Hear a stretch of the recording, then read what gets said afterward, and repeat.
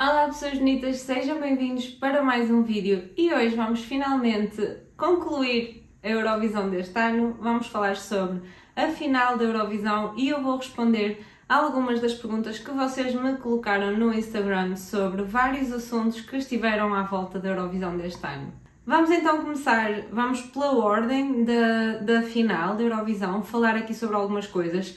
Eu neste vídeo não vou voltar a falar sobre as atuações porque eu acho que no geral, toda a gente melhorou da atuação da semifinal para a atuação da final, portanto eu não me vou voltar a repetir sobre isso. Se quiserem saber o que eu achei sobre cada uma das atuações, vão ver, por favor, os vídeos da primeira e da segunda semifinal que eu já partilhei. Comecemos então pela atuação de abertura. Na abertura da final da Eurovisão tivemos o cantor Björn Kifs, espero estar a dizer bem isto, que foi o primeiro sueco a ser número 1 no top da Billboard em 1974. Ou seja, ele é considerado um bocadinho um pioneiro, ele é uma inspiração para outros cantores suecos, não só para os cantores suecos, mas para outros cantores, mas à época isto foi um grande feito. Ele representou a Suécia duas vezes na Eurovisão, em 1978 e 1981, e no geral eu achei um momento fofinho. Pronto, acho que é bom também para... A Eurovisão é um espaço para vários públicos, é um espetáculo familiar, portanto é visto por pessoas dos 8 aos 80 e achei interessante termos aqui um cantor mais experiente, achei um momento muito bonito. Sobre a Flag Parade, duas notas aqui, no geral foi uma Flag Parade, não tenho muito a acrescentar. Uma nota para o facto da Yolanda ter ido vestida com uma roupa de um criador de uma marca da Palestina, achei corajoso da parte dela. E uma nota para o Nemo que levou a bandeira não binária, que confesso que não entendo muito bem porquê, não era permitida. Eu sei que nas regras da Eurovisão não é permitido levar bandeiras de países que não estejam a participar na Eurovisão. Pelo que me fui apercebendo, isso está relacionado com chatices que aconteceram há anos atrás, com o pessoal que levou bandeiras, sei lá, nada a ver com guerras, mas sei lá, bandeiras de países da América Latina que estavam lá, foram assistir e levaram a bandeira do seu país e, pelo que percebi, isso já deu chatices noutros anos e então a Eurovisão foi-se adaptando e foi criando algumas regras à medida que iam havendo problemas. E essa foi uma das regras que foi aplicada, não podem ser levadas bandeiras de países que não estejam a participar. Ainda assim, neste caso estamos a falar de uma bandeira que não percebo. Não é um país, é uma bandeira que representa uma comunidade, não percebo qual é o motivo para esta bandeira não poder entrar, sinceramente. Portanto, achei também digno de nota o facto do Nemo ter levado a bandeira à socapa para usar na Flag Parade. Uma breve nota sobre o facto de a votação este ano abriu no início das atuações. Sou completamente a favor disto, porque assim quem quiser pode começar logo a votar na sua atuação favorita. Ainda assim, eu acho que a maioria das pessoas vota no final. Eu já conhecia as atuações todas e votei no final. Por isso, eu acredito que isto possa favorecer um bocadinho mais as atuações que estão na primeira parte. Ainda assim, fico na dúvida se favoreceu assim tanto. Fico aqui meio dividida. Mas se eu tivesse que escolher este método de a votação abrir no início da gala da final, eu sou a favor. Uma vez que já tínhamos visto todas as atuações nas duas semifinais, mesmo dos Big Five e do Host, portanto, eu sou a favor deste método continuar no próximo ano, porque assim já não temos aquela coisa de quem atua na primeira parte, depois são 26 canções, já ninguém se lembra no final. Não, olha, se eu gostei muito eu posso começar logo a votar. Acho que é algo a manter. Uma breve nota sobre os postcards deste ano, que é aquilo que aparece antes da atuação de cada país. Gostei muito do facto de terem ido buscar duas músicas de cada país. Gostei muito das músicas que foram buscar de Portugal. Foram buscar as Doce e o Salvador. O Salvador Sobral parece-me óbvio, é o nosso único vencedor até agora. As Doce, zero óbvio para mim. Há outras músicas que ficaram melhor classificadas do que as Doce. Ainda assim, eu gostei muito porque A música que ajudou-se a levar ao Eurovisão é uma música que ainda hoje nós ouvimos, quer seja em programas de televisão, quer seja em casamentos. É uma música que nós continuamos a ouvir, é uma música que resulta e eu fiquei muito contente que tivesse sido a escolha. Não sei de quem foi a escolha, não sei se foi a RTP que disse queremos que seja esta e esta, não sei se foi escolha da SVT, que é a RTP lá da Suécia, não é? Mas gostei muito, no geral, gostei muito da ideia dos postcards deste ano. No início do vídeo eu disse eu não vou falar sobre as atuações, mas tenho aqui só pequenas notas para deixar aqui sobre as atuações da final. No geral eu acho que toda a gente melhorou, como eu já vos disse. A Yolanda foi impecável, arrepio-me sempre que vejo, senti que ela deu ainda mais do que já tinha dado na semifinal. Gostei mesmo muito. Ainda fez ali umas voltinhas. Maravilhoso. O Nemo foi incrível novamente. Já não vimos, como aconteceu na semifinal, os dois membros da equipa que sobem para o palco. Nesta vez já não se viu. O Baby Lasanha, o público com ele foi absolutamente arrepiante. Ele também deixou ficar tudo em palco, ele sabia, é o tudo ou nada e foi o tudo ou nada para ele. E uma breve nota para a falha que houve durante a realização da atuação da Áustria. Eu fiquei, oh meu Deus, o que é que se passa? Porquê é que a minha televisão não está a dar? Não foi só a minha televisão, foi em todo o lado. Se forem ver no YouTube também está com a falha e é triste. Triste porque estávamos num momento crucial da atuação, em nenhum momento aquilo poderia ter acontecido.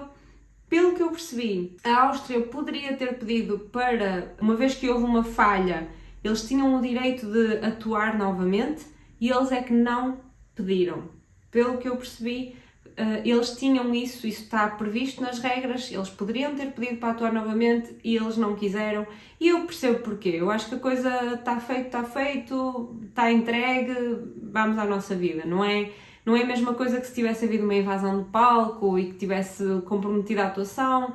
Pronto, neste caso poderá ter comprometido o resultado deles nas votações, nunca saberemos. Seguimos então para os intervalactes. Este ano tivemos um intervalact dedicado aos ABBA. Então, relativamente ao facto dos ABBA não terem ido, semanas depois, quando digo semanas, eu acho que nem 2 semanas depois da Loreen ter ganho a Eurovisão ano passado, os ABBA vieram logo a público. Os ABBA, um dos elementos dos ABBA, ou dois, penso, os 2 homens, vieram logo a público dizer que não iriam aparecer, mesmo sendo os 50 anos da música Waterloo ter vencido a Eurovisão. Eles disseram que não precisavam de estar em palco para celebrar essa vitória e então meio que as pessoas ficaram na mesma espera que eles aparecessem, mas a posição deles foi logo essa, foi logo muito clara de não vamos, escusam de vir que não vamos. O que foi uma pena, pronto. Ainda assim, daquilo que li, os ABBA eram 2 casais e que entretanto estão separados. Então eu meio que percebo que se calhar não lhes faça sentido voltarem a juntar-se para atuar quando a ligação deles já não é essa. Ou seja, o momento aconteceu e foi outro e agora já não faria sentido para eles.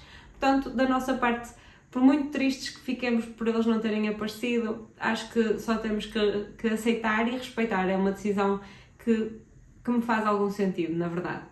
Todo o momento dos ABBA para mim foi absolutamente icónico, porque eles usaram, primeiro fizeram-nos acreditar que iam entrar os ABBA a dizer uma banda que começa por A e aparecem os Alcazar, que eu não conhecia, mas gostei, assim uma vibe mais disco, gostei muito. Depois elas continuaram sempre com humor, a mandar piadas sobre os ABBA, e em vez de aparecerem os ABBA, aparece os ABBA no concerto ABBA Voyage em Londres, mas o início do momento em que eles aparecem é também ele um sketch autêntico, maravilhoso.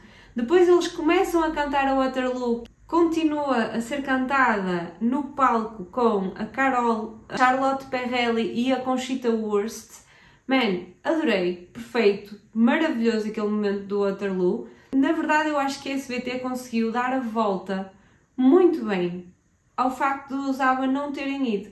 Que é assim, ok, nós respeitamos que vocês não venham, mas nós vamos entregar isto bem na mesma. E, sinceramente, gostei mesmo muito, ri muito durante aquele momento e acho que a coisa foi muito bem conseguida. Parabéns, SBT, defenderam muito bem a presença dos ABBA no palco, mesmo elas não estando. E chegamos ao momento de falar da nossa Queen, a Loreen, que é a Queen da Eurovisão, segundo dois grandes amigos meus, é a nossa Queen. O que é que eu tenho a dizer aqui? Eu sou absolutamente fã da Tatu, sou fã da Loreen, adorei a nova música dela, vão ouvir a música Forever, é maravilhosa, para mim era outra música que poderia ganhar a Eurovisão. A Loreen, cada música que faz não tem erro, é incrível, mas eu vou ter aqui uma unpopular opinion, que é, eu no geral gostei muito da atuação, eu não gostei que ela não tivesse saído daquela estrutura e que não tivesse ido ter com o público. A Loreen é claramente uma pessoa do conceito, ela pensa muito no conceito televisivo, ela pensa como é que a coisa vai resultar e aquilo estava lindo, aquilo estava aqueles plásticos a voar, aquilo pareceu meio plástico, mas tudo, a estrutura onde ela estava, a roupa dela, estava tudo maravilhoso. Mas eu senti falta, a certa altura eu pensei, ok, já vi isso, sai daí um bocado e vai até ao público. E ela não fez isso. Eu confesso que aí era a única alteração que eu faria, era ela em algum momento sair e haver uma primeira e uma segunda parte da atuação. Uma primeira parte em que ela está na cadeira e uma segunda parte em que sai da cadeira. Sem ser isso, adorei. No início há ali uma mistura entre as duas músicas, depois ela começa a cantar uma, depois, Forever, depois começa a cantar a Tatu. Maravilhoso, maravilhoso. Loreen, por mim, podes atuar todos os anos e gostei muito. Então, já partilhei convosco aquilo que eu achei dos principais momentos da final da Eurovisão.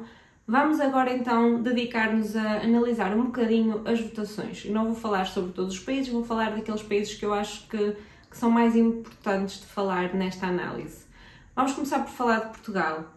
Portugal recebeu pontos do júri de 24 países e pontos do público de 3 países, ou seja, o público só votou em nós, Suíça, França e Luxemburgo. Tivemos 139 pontos do júri, 13 pontos do público. Na semifinal recebemos pontos de 17 países, incluindo o Rest of the World. Só a Suécia é que não nos deu pontos na semifinal. Qual é a ideia que eu quero partilhar aqui convosco? Eu já fui partilhando isto algumas vezes, que é, eu acho que a forma como as pessoas votam na semifinal é diferente da forma como as pessoas votam na final. Ou seja, eu acho que na semifinal o pessoal distribui mais os votos. Vou-vos dar um exemplo. Um amigo meu que gosta muito da música do Azerbaijão disse claramente que ia votar na música do Azerbaijão. E a música do Azerbaijão não era a favorita dele da semifinal. Mas ele queria votar no Azerbaijão porque ele queria que o Azerbaijão passasse à final. O que eu quero dizer com isto? Eu acho que há muita gente que nas semifinais vota para ajudar um país a passar à final, mas depois na final vota só em quem quer que ganhe. Vou-vos dar outro exemplo. Eu gosto muito da música da Geórgia, mas eu na final eu não votei na música da Geórgia. Porquê? Porque eu concentrei-me a votar nas músicas que eu queria que ganhassem. E eu acho que é isso que aconteceu aqui. Na semifinal, só a Suécia, de todos os países que podiam votar em Portugal, só a Suécia que não votou. E na final, só tivemos 3 países a votar em nós. Estamos sempre a falar no televoto aqui, ok? E eu acho que tem pura e simplesmente a ver com isso. É o pessoal que queria que Portugal passasse à final, ajudou-nos a passar à final, mas na final esqueceu-se de nós. Esqueceu-se de nós, pá, nada contra. Eu própria também não votei noutros países de quem eu gostava, porque me concentrei nos vencedores. Pronto, aqui a explicação é um bocado essa.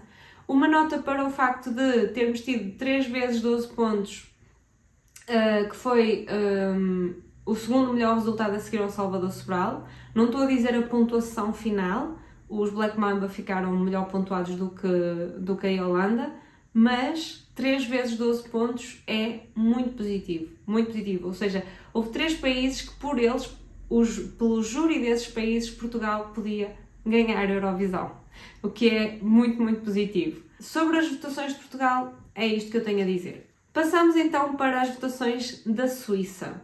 A Suíça recebeu pontos do júri de 35 países, ou seja, só o júri da Croácia é que não deu pontos à Suíça, e recebeu pontos do público de 36 países.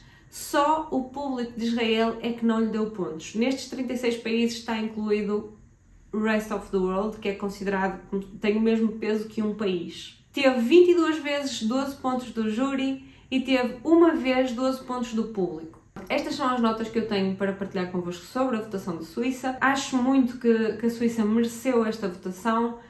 Há um fator aqui relacionado com a França. Toda a gente achava que a França seria a preferida do júri e não foi.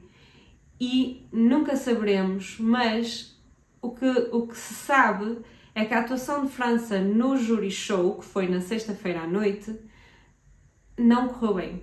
E já há vídeos a circular. Ele desafinou naquele momento em que foge, em que se afasta do microfone. A coisa não correu bem. Aquele momento correu mesmo mal e acredita-se que a França poderia ter vencido se não fosse isso. Eu fico muito feliz que a Suíça tenha vencido, era o meu preferido, venceu claramente por causa da ajuda do júri e eu estou super bem com isso. Croácia. Pequenas notas aqui. A Croácia recebeu pontos do júri de 30 países e recebeu pontos do público de 37 países. Inclui a votação do Rest of the World. Ou seja, no caso do público, toda a gente deu pontos à Croácia.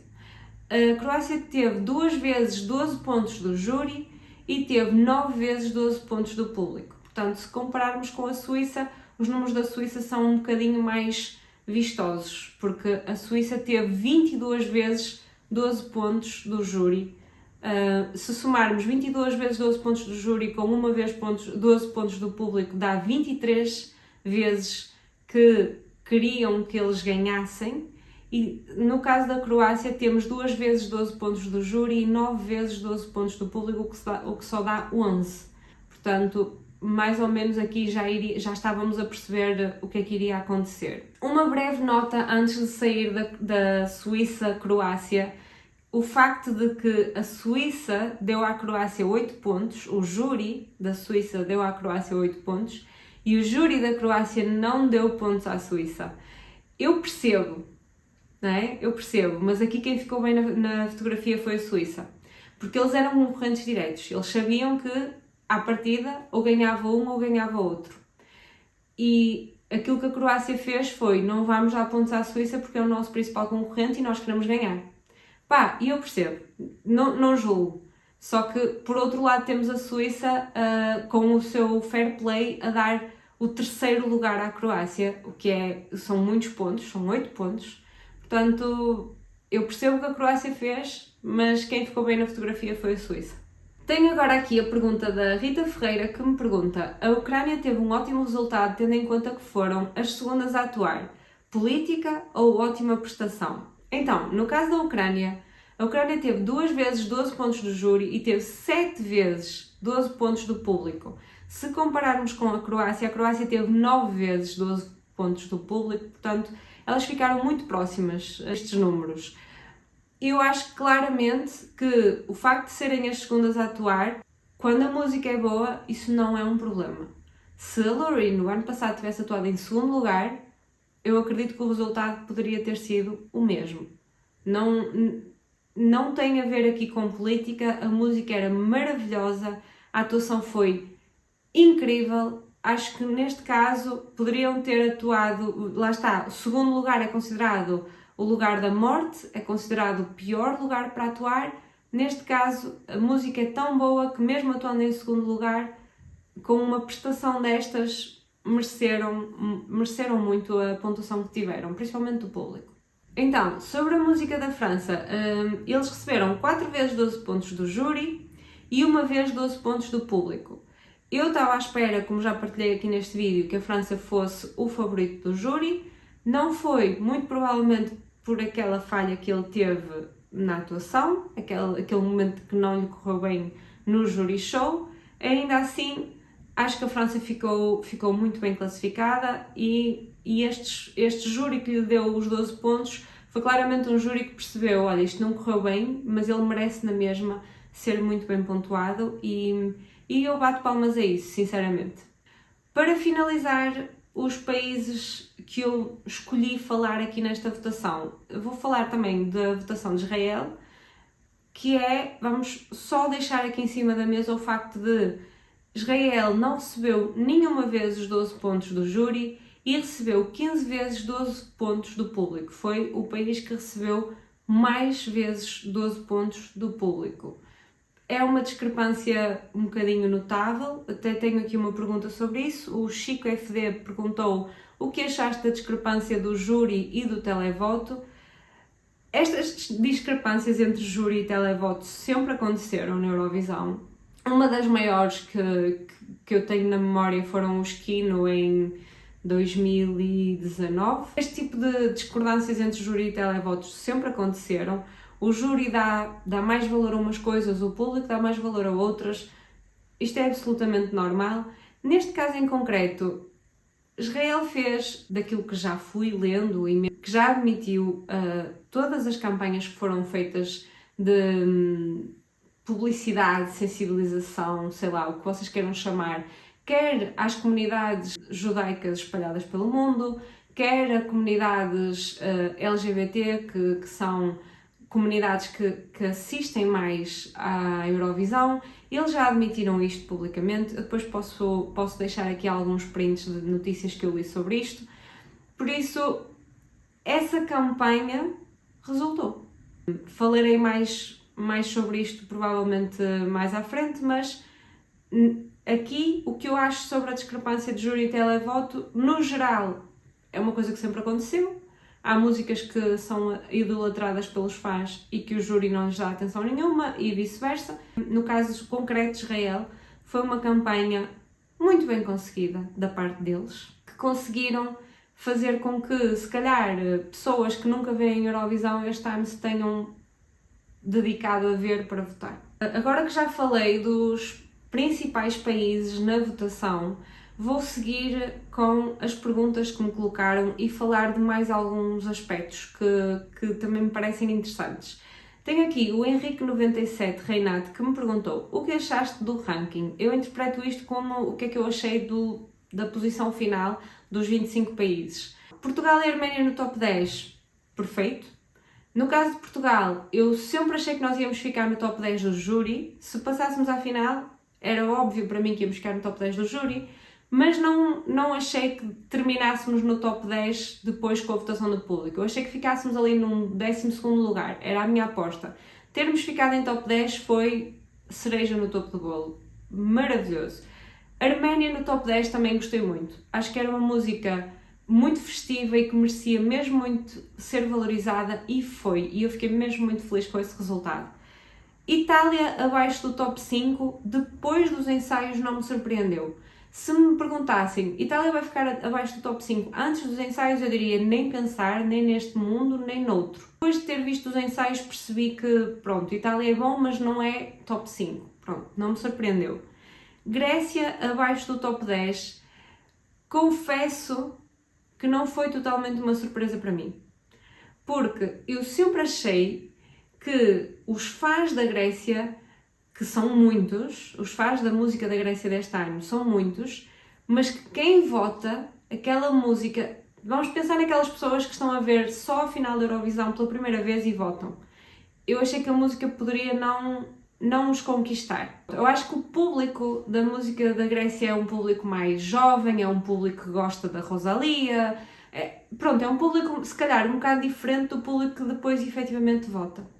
Então, meio que não me surpreendeu ter ficado abaixo do top 10 a Grécia. Espanha, de tudo aquilo que eu já fui lendo, não me surpreendeu o resultado. Fiquei triste porque eu gosto muito da música e acho que é uma música que funcionou muito bem ao vivo, mas confesso que daquilo que ia lendo não me surpreendeu o resultado. Geórgia, Áustria e Noruega no fim da tabela foi triste. Foi muito triste. No caso, Geórgia e Áustria são hits eurovisivos para sempre. Elas entregaram isto super bem, mereciam ter ficado bem mais para cima, metade da tabela para cima, a meu ver. No caso da Geórgia, para mim ficava top 10, mas pronto, eu percebo. No caso da Noruega, no fim da tabela, foi triste. Pronto, também já tenho uma pergunta sobre isso, vamos seguir para ela.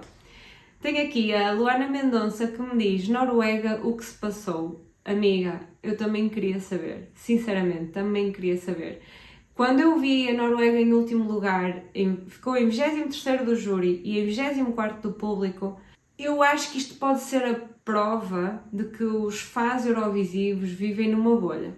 Às vezes há estas surpresas e eu acho que estas surpresas são uma prova disso, são a prova de que nós, fãs eurovisivos, criámos uma ideia que depois, quando passamos para o público em geral, para o público que não é fã da Eurovisão, a coisa não acontece. Ainda assim, surpreendeu-me muito, principalmente em termos de júri. Porque em termos de público, eu já estou habituada a este tipo de surpresas. Por exemplo, o ano passado, toda a gente gostava da Blanca Paloma e o público não lhe deu votos quase nenhuns.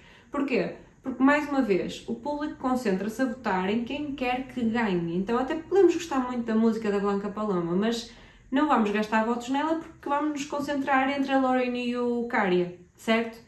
E este ano eu acho que foi isso que aconteceu. O pessoal gostava muito da música da Noruega, no caso do público, mas não gastou dinheiro a votar neles porque sabiam que, à partida, a Noruega não iria vencer. Mas surpreendeu-me muito a parte do júri, porque eu acho sinceramente que a vocalista dos GOTE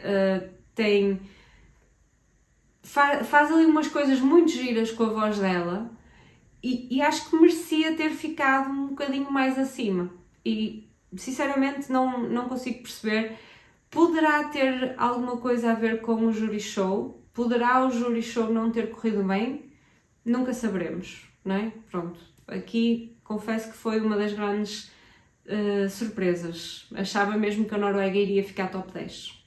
Uma curiosidade, antes de continuarmos com as perguntas: este ano houve 3 países com mais de 300 pontos do público e nenhum deles ganhou. Estamos a falar da Croácia, Israel e Ucrânia.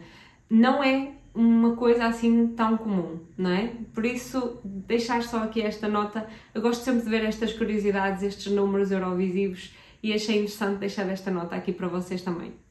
E vamos então seguir para os últimos 3 temas deste vídeo. Os últimos 3 temas deste vídeo são Israel, Países Baixos e Portugal. Portanto, fiquem desse lado. Vamos seguir com as perguntas que me foram feitas sobre cada um destes temas.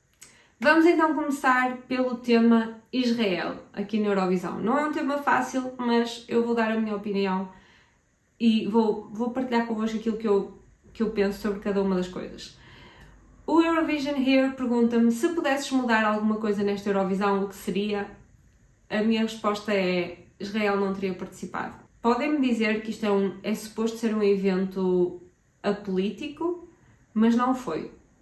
E como não foi, depois de ter acontecido, dá para perceber claramente que Israel não deveria ter participado, porque pôs em causa uma série de coisas. Todo o ambiente que esteve à volta do evento foi tenso. Este ano foi demasiado tenso, não foi tão feliz como noutros anos. Então, o que eu mudaria era: Israel não teria participado na Eurovisão, mesmo cumprindo todas as regras. O que Israel trouxe de negativo tem mais peso do que cumprir as regras. Ou seja, eles supostamente podiam participar porque não havia nada nas regras que dissesse que eles não podiam participar. Ainda assim, o facto de eles terem participado prejudicou muito o resultado final do espetáculo. Todo o ambiente que se sentiu, de quem esteve lá, de quem não esteve lá e sentiu as coisas na mesma. Portanto, isto seria uma coisa que eu teria mudado. A Helena Costa Alves pergunta-me: será que Israel teve assim tantos votos ou aquilo foi influenciado? E o João Miguel pergunta: achas que houve manipulação de voto? Então, eu enquanto fã não posso acreditar que há manipulação de voto, porque se eu acreditar nisso, eu deixo de ver a Eurovisão. Isto é a primeira coisa. Portanto, eu não acho que tenha havido manipulação. O que é que eu acho que aconteceu? Eu acho que, como eu já partilhei convosco neste vídeo, Israel fez uma super mega campanha de votação neles, quer seja, vamos dizer, publicidade, quer seja, sei lá, eu não sei exatamente os meios que eles usaram, eu sei que a mensagem deles passou. E tenho ainda aqui outra pergunta que vou inserir agora, que é da Marisa Martins, que diz: o que achas sobre a votação portuguesa televoto? E eu acho que o que ela me queria perguntar era sobre o facto de termos dado 12 pontos a Israel. E quer nós, quer os, vamos ver aqui quantos países é que foram, os 15 países que deram 12 pontos a Israel. Então, o que é que eu acho que aconteceu? Vamos imaginar que em Portugal, eu vou dar um número à sorte, vamos imaginar que em Portugal costumam haver 1000 chamadas para a final da Eurovisão. O que eu acho que aconteceu este ano foi que essas 1000 chamadas aconteceram na mesma, e aconteceram, vamos imaginar, mais 500. Ou seja, há 1000 pessoas, não são 1000 pessoas, mas há 1000 pessoas que votam sempre. Que há anos que acompanham a Eurovisão e que votam sempre. Só que este ano não houve 1000, houve 1500. E eu acho que este fenómeno aconteceu em muitos outros países. Para além disso, e estas 500 pessoas, o que eu quero dizer é, estas 500 pessoas são as comunidades judaicas, os simpatizantes da causa de Israel, que até nem costumam votar, mas este ano votaram. Porquê? Porque queriam que Israel tivesse um bom resultado. Outra coisa que eu acho que favoreceu muito a votação de Israel foi o boicote à Eurovisão. Porque eu conheço muita gente que decidiu não ver a Eurovisão este ano por causa de Israel estar a participar. 100% que percebo essa tomada de posição. Mas o que é facto é que pessoas que não viram e também não votaram deram mais espaço a que as pessoas que votaram em Israel tivessem uma maior expressão, não é? Eu conheço uma pessoa que não viu, que boicotou e que não viu, mas que votou na mesma. Porquê? Porque não queria que Israel ganhasse. Então, eu acho que a postura deveria ter sido esta, de, olha, eu não vou ver, mas ao mesmo tempo eu também não quero dar força a Israel, portanto vou tentar fazer a minha parte. Eu sei que isto é meio complicado, porque se eu não estou a ver, como é que eu sei em quem é que eu vou votar, não é? Mas não sei, acho mesmo que o facto de ter havido muita gente que boicotou deu mais margem a Israel ter um melhor resultado. Sobre Israel falarei melhor num vídeo que vou fazer mais à frente, sobre coisas que aconteceram na Eurovisão deste ano. Vai ser um vídeo muito interessante de se fazer, mas sobre as perguntas que me fizeram é isto. Vamos então agora seguir para as questões relacionadas com os Países Baixos. Eu tive várias questões sobre a desclassificação dos Países Baixos. A perguntarem-me o que é que eu achei, a perguntarem-me se eu acho que a Suíça poderia ter ganho se os Países Baixos não tivessem sido expulsos. Vamos tentar falar um bocadinho sobre isto aqui. Em primeiro lugar, eu acho que a situação foi muito mal gerida por parte da comunicação da EBU. Porque não se lança uma notícia a dizer os Países Baixos não vão participar no ensaio por causa de um incidente que está a ser investigado, e não dizem isto e fogem. Não, amigos. Vocês vêm e dão-nos informação. Porque o facto de não terem dado informação mais concreta, eu percebo que estava uma investigação policial a decorrer, mas o facto de não terem sido mais objetivos deu lugar a um monte de teorias que nada têm a ver com aquilo que efetivamente aconteceu. E o resultado final disso é que há muita gente que só lê a primeira notícia. Ou seja, há muita gente que só leu a notícia a dizer que ele agrediu alguém da delegação de Israel. Há muita gente que só lê a notícia de que ele ficou chateado por causa do lugar de atuação na final e por causa disso fez uma cena. Ou seja, há uma série de teorias que correram de sexta para sábado e que depois foram desmentidas, mas que as pessoas já não leem o desmentido. E então, sinceramente, a primeira opinião que eu tenho sobre isto é que a situação foi altamente mal gerida da parte da equipa de comunicação da EBU, a forma como comunicou. Porque deu espaço a todas estas teorias da conspiração que sinceramente não foram nada positivas para ninguém, nem para os Países Baixos, menos ainda para a Eurovisão.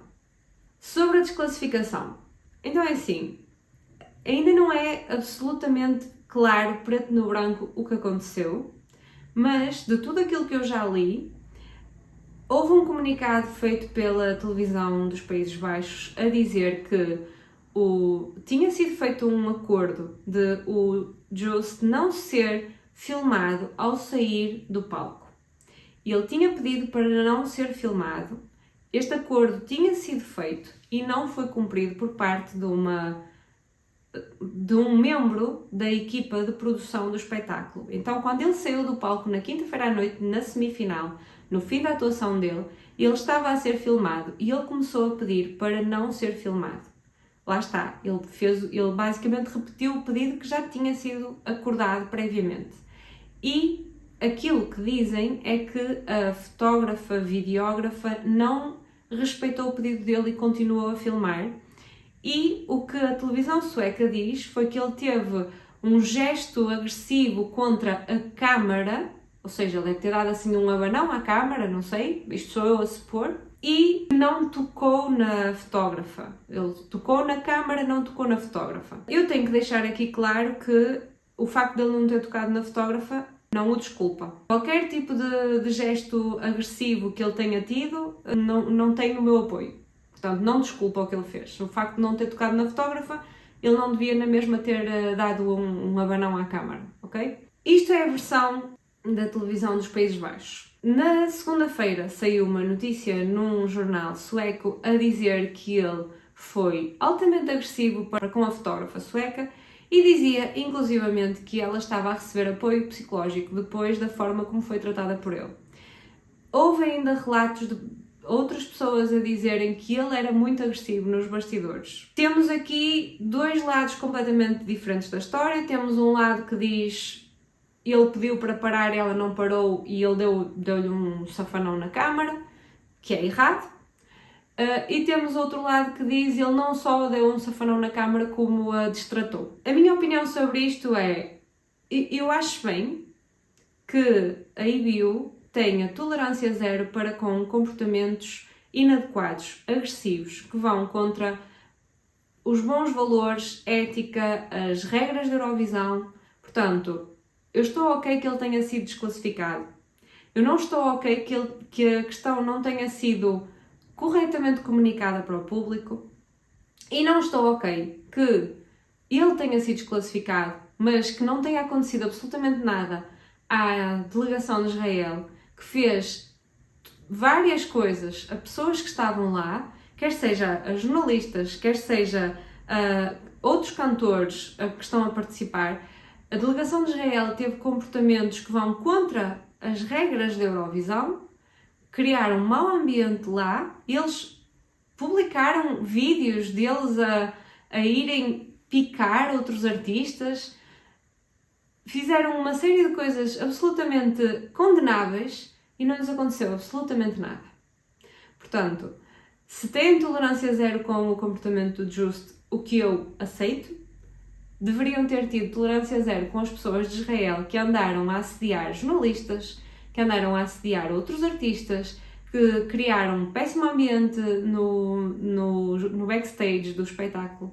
Portanto, a minha opinião é esta. O que é que eu acho da exclusão dos Países Baixos? Se efetivamente ele teve um comportamento agressivo para com a fotógrafa, acho que sim. Acho que deveria ter sido desclassificado. Relativamente à questão da Rita Ferreira, achas que a Suíça poderia não ter ganho caso os Países Baixos não tivessem sido expulsos? Então, há aqui dois pontos. Se esta situação dos Países Baixos não tivesse acontecido, os Países Baixos iam ficar muito bem classificados, mas eu não acredito que ganhassem. Esta situação tendo acontecido, e se eles não tivessem sido desclassificados, eles poderiam ficar muito perto de ganhar. Ainda assim, como eles tiveram tão poucos pontos do júri, eu acho que 50 e tal pontos, ou o que seja do júri, eu acho que a Suíça ganhava na mesma. O que é que eu acho aqui? Eu acho que se os Países Baixos tivessem ido à final em condições normais, ou seja, sem isto ter acontecido, eles teriam roubado alguns pontos à Croácia. Eu acho que Países Baixos e Croácia, as pessoas que votavam nestas músicas eram mais ou menos as mesmas. Os Países Baixos indo à final com esta situação toda, ou seja, nós a saber o que aconteceu e eles não tendo sido desclassificados, a forma como a informação passou, eles iam ser os reis, ainda assim eu acho que não ganhavam. E chegamos então à questão sobre Portugal. A questão que me colocaram foi: o que achas da demora em porem o vídeo da Yolanda no site? Primeiramente, a questão das unhas da Yolanda. A Yolanda não incumpriu nenhuma regra da Eurovisão ao ter levado aquelas unhas. Nós sabemos perfeitamente qual era a mensagem que ela queria passar. Ela passou a mensagem pró-Palestina, passou a mensagem pró-paz, primeiramente, não é? Portanto, nós sabemos perfeitamente qual é a mensagem que ela queria passar, mas ela não incumpriu nenhuma regra. Na Eurovisão há a regra de não se poder levar bandeiras de países que não estejam a participar. Mas ela não levou a bandeira, ela levou unhas com padrões e cores. Nós sabemos perfeitamente que aqueles padrões e cores nos remetem para a questão da Palestina, ainda assim ela não incumpriu nenhuma regra. A mesma coisa se aplica à mensagem que ela passou no final, a dizer a paz vai prevalecer. Ela não incumpriu nenhuma regra ao dizer isso. É uma mensagem até, pode-se dizer, meio genérica, não é? Paz vai prevalecer. Nós sabemos porque é que ela disse isso, no contexto onde ela estava nós sabemos qual era o objetivo, mas ela não incumpriu nenhuma regra. Portanto, não há nada que justifique o vídeo não ter sido imediatamente carregado. À luz de todo este cenário, uma coisa não pode estar ligada com a outra. A explicação aqui que me chegou foi que a equipa de comunicação da EBU este ano estava reduzida e, assim como cometeram erros na gestão do problema dos Países Baixos, cometeram erros noutras situações. E cometeram erros aqui. A versão que me chegou foi essa, de que a equipa de comunicação da EBU era uma equipa reduzida para as necessidades e que em alguns momentos falharam com as funções que tinham que realizar. Se vocês forem ver na primeira semifinal, também aconteceu, eu já não tenho a certeza, eu sei que foi entre a Polónia e a Ucrânia que o vídeo, ou devia ter sido a Ucrânia e depois a Polónia e está ao contrário, eu já não sei exatamente, mas se vocês forem ver a ordem das atuações e se forem ver a ordem dos vídeos no canal do YouTube, também está trocado. Portanto, não aconteceu só com Portugal, o vídeo não ter sido carregado imediatamente. Relativamente ao facto de terem usado naqueles recortes que eles fazem das votações, terem usado as unhas brancas, isso podia ser que essa parte já estivesse pré-feita, não sabemos. Porque vocês não se esqueçam que mal a Áustria acabou de atuar, aquela parte das votações passou logo. Portanto, aquilo já podia estar feito. Eu dou o desconto. Esta parte do vídeo da Yolanda nunca vamos saber, não é? Vai ficar sempre no ar. Se o atraso na colocação do vídeo está relacionado com as unhas da Yolanda, é absolutamente condenável.